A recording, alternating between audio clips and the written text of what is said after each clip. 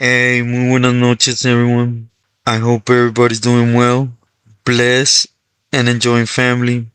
And as always, muchísimas gracias to everyone for you guys' words, your prayers, and for your amazing support. From the corazón se los agradezco. As before I start, thank you again for helping me reach a big milestone, right? I know to some it ain't much, but believe me, I can still go back to the day that I was contemplating doing this, right? And how I thought my message wasn't going to be heard or I wasn't going to be able to put it into words, right? At least in an understanding point. And that, and every one of you have showed me differently as a lot of different things that I sincerely had not had or that I once thought I had and misled things, right? And for that, again, muchas gracias. I'm not like this other greedy persons without mentioning names and marcas. God gives what God thinks I should have, right? And for that, again, I am where I should be, and I'm thankful for that to the fullest. Muchas gracias again. Also, thank you everyone for you guys' condolences when it comes to my two cousins, and yeah, it's difficult right now. I know it's part of the territory, and when you start thinking differently, right? You start looking at things different. For example, when I was in that wiggle, death was it. It is what it is. Así son las cosas. People used to tell me that I was a, I was a dick, excuse my language, cause I used to minimize that side of life, right? Which was people tend to go, right? And you shouldn't dwell on it. It's part of the lifestyle. I was that ignorant person at one point. But when you start seeing things different and you start analyzing the suffering, right, that goes behind that, man, it weighs on you, right? And with this, I'm not saying I'm over here, tore up. I do understand it's a lifestyle, but it surely ain't the same no more. And I think that in itself is it's a gift from God, right? To actually, again, go down a road of understanding things in a real way that we were supposed to, not in a hardened way that we make ourselves, right? But anyways, I don't want to keep going on about it. Today I want to touch about this paisano that when I was in Pelican Bay, he had gotten there from that 180 yard right there. He had picked up, I believe it was behind dope, some shoot time, right? And he went back there and, the Billies from SD that were back there, they were shielding him. They were taking care of him, right? And it was real noticeable from the gate. What I mean for men is, when he got there and, they were aware of him getting there, the first one was, the Diaz Carnales, right? And Cheeks. Right away, they told us to go ahead and seal his paperwork and send it to them, and there were no need for third eyes to look at it, right? They were gonna okay it or not themselves. In other words, it was none of our business to look at his paperwork, right? So it was sad to the point where I have never seen it like that, right? But right away my head started putting one and one together, and it was like, oh, this fool is with the cartel, so they want to strain him, right? For dope. And nevertheless, within time, it's circling around. He was introducing himself properly the way you're supposed to amongst raza, right? Our niece, our Angola Raza at the time. And his name, I believe, was Jose, but they called him Pepe. He was part of the palillos crew or something like that in SD. And, within time well, most of us at least, found out why he was back there, which was, kidnapping and messing with hyenas and other stuff, right? That, and overall, if somebody else would have gone back there with them charges, he would have been, he would have been put on the good news list, but on a waiting, right? Which was first opportunity, okey doke him and cut a jugular. But this wasn't the case. You know, the Pilis, at least these three Pilis, right? They don't want to hear no complaints against the paisano for personal reasons. And within time, there was a little issue that uprose. The camarada from SD got back there, right, under a pegada Nahuda from Salinas Valley. The homie Yogi from Mesa. And, what's this homie's name? Do excuse me. I believe it's Travieso or Vago or I believe it's Travieso, right? From Otay. And basically it was something that had occurred on the street with this individual, right?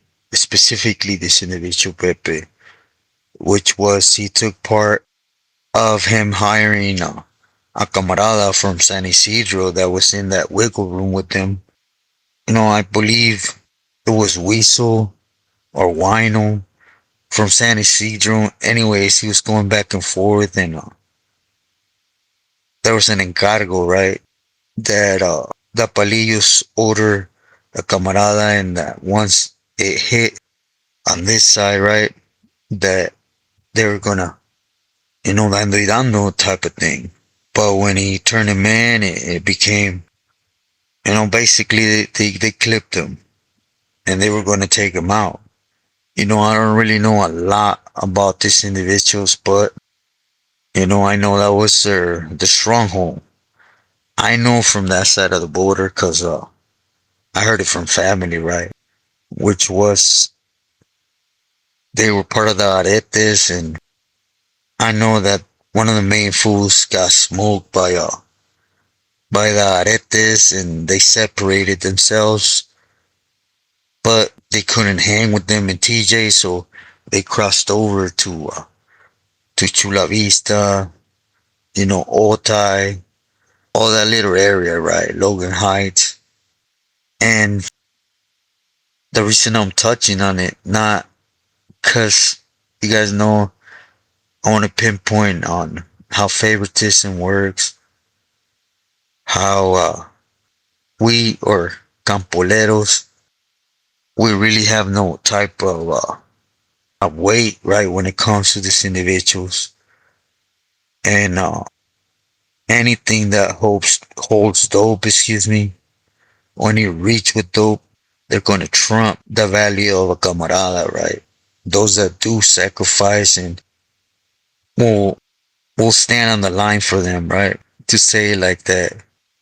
But anyways, I also want to know what I've always talked, how they're doing one thing with one hand and they're doing a complete different one with the next, tapando ojos, covering eyes. But I'll touch on it, basically what it is at this time. Tawa was out there, Tawa, and well, they were supporting themselves on the street with Tawa and Sal from SD, and they were being shielded. At the same time they were in an Otay from Cheeks, from Richie, and when it came to Chula Vista and them areas, uh, the Diaz brothers, well, in general, they were being protected, right, by that San Diego Ramfla as a whole. But I heard the ones they were that was sticking up for them the most was Tawa, right, and Rudy. But nevertheless, I want you guys to see or to touch on another question that I am asked, right, which is how do we deal with in Mexico when we're a whole ranfla, but there's certain individuals, for example, that evil, Daryl, Richie, Sapo, we're with Sinaloa. Then you got some with Jalisco.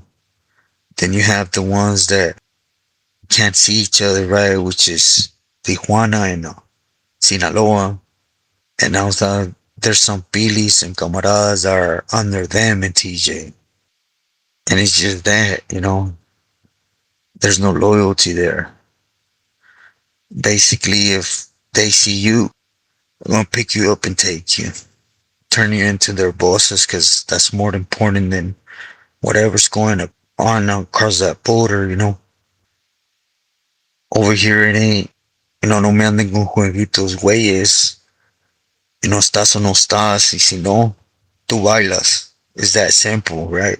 And again, money, dope trumps everything, which is the case. I know I already fell from the story, but just to put a little background, those that know that Cheeks or Richie got started with bad in them, being a soldado for them on the TJ side, riding with them. As you know, Bat and Wettersherm sincerely put a lot of them on. And it's not to glorify these individuals, but it's just facts. I might not like Bat, but he did his share right when it comes to that San Diego round flat, right? But what would you call? I'm just gonna speak about Tawa, right? Being so ingrained with the palillos on this side of the border that he was giving them the pitazo. What I mean by that is he was receiving calls that Tarayanos wanted people to take care of on the San Diego side, mainly low and heights, right? When it came to these individuals, because they were at war, big time. So instead of being loyal, right, and taking care of business, he would go for the feria, even above his own carnal in the organization. One that really has shown a lot of love and however you want to look at it, right? But he would go tell the palillos on this side, not only that, but Tawa would actually tell Cheeks, and they would turn the camaradas that were sent to hit him on San Diego side to these individuals. Now, for those that know what the palillos were doing in SD, they were known as pozoleros, little pieces and buckets of acid, but this is a pili betraying another pili and turning campoleros to these individuals on this side of the border, on that side, excuse me, to get chopped up and thrown in acid. Just for that wiggle room of being okay with these individuals. So at that feria they're doing for kidnapping hyenas, kids, ransoming, and instead of keeping true to themselves and giving them back, taking them out in the feria and getting a piece of the feria, that movement of dope, all that other things that a lot of people glorify as individuals of being, opening the pay, upholding the guidelines for raza. None of that was here. It's why I speak about don't allow yourself to get fooled. I remember at one point we were receiving news, right? This is back in the 90s when Cheeks was out there with Bat, hoop banging to the fullest in TJ. And here we are years later, minimizing what Bet wants and is saying is at the end of the day is my need, my greed, of whatever we went through or what you want. So again, please look at this as what it is. Bunch of betrayals, lies.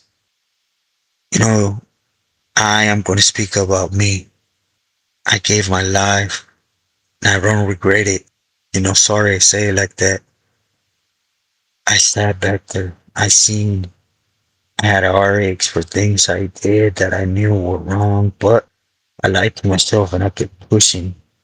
See, when I come on here and tell this, it ain't cause I'm speaking hot air out my ass, excuse me, like this other individuals that tend to go on hearsay, right?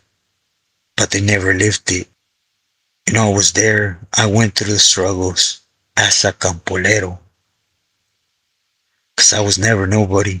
I was a simple sureño holding what I thought I was supposed to do. What I should have done cause where I was at.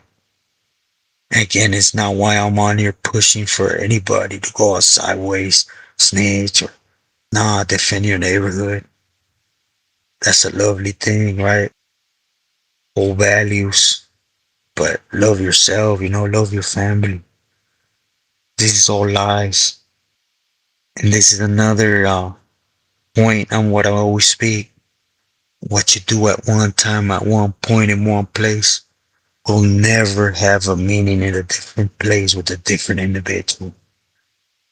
Look at this. Bat, Cheeks, Tawa, Sal, the two Ayala brothers, that fool that is like Chino. They're all from SD. If not all or most got put on by Sherman Bat, it's a small statement, right? As much as that is like Bat, it's facts. But here's the loyalty. In reality, this paisano, and it had nothing to do with him being a paisano. He shouldn't got him removed from the program. That was protocol. But he's above program. Why? Because it's fulfilling the needs of the gatos, money hungry individuals, power hungry individuals. You see, there was an incident after this with Pepe. You guys recall, I already have put this out there before in Corcoran. First in Folsom, where he stabbed a camarada. The camarada got removed and he kept pushing because he was worth more than that camarada, right? Same thing happened in Corcoran. And up to date, well, I heard later on, maybe 2-3 years after Corcoran, he picked up federal time and he went to the feds. But, you know, it's all misled lies. I'm not on here to spread poison. I'm simply on here to spread a message, to open up that glimpse for those that are not there. Again, are not there doing time already in the movement, in the wiggling. If you're there, man, you're there, It's sad, but boot up, suit up, and boogie till the wheels fall off. There's no buts rift till things change, right? But for those young ones that still have not been there, see things for what they are. I've said it on here many times. My best advice to anyone is don't trust nobody. And if there's would be a homeboy of mine that will come out here, would tell you this has always been my advice. Don't trust nobody. Even me. Be your own man. If 2-3 words from me, you take as what it is for, it's for.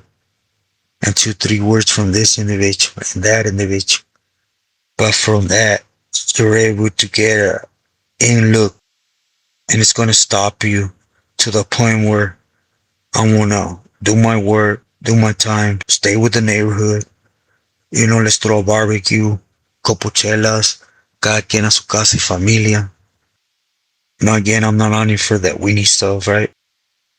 I'm on here so that you don't have to go sit down. You don't have to take things from somebody that you're gonna see God back most of the time, right? And it's gonna always trump la vitamina than whatever you do. So stay true to those that any action you do will have a feeling behind it, an appreciation. You know, stay true to yourself, loyal to family. I hope I don't sound too tired. I disculpen if so. Enough. You know, if I came out a little sideways upset, it's just been a hard couple days, right? But I need to bow down and ask for guidance, for understanding. I haven't had the time since Saturday, you know. You know, it's real it's real surprising, you know, when something you grew up hiding for and denying so much and it becomes a need for understanding, for peace. But you know, again, it's something positive. It's a blessing. So stay true to yourself. Muy buenas noches. Love family.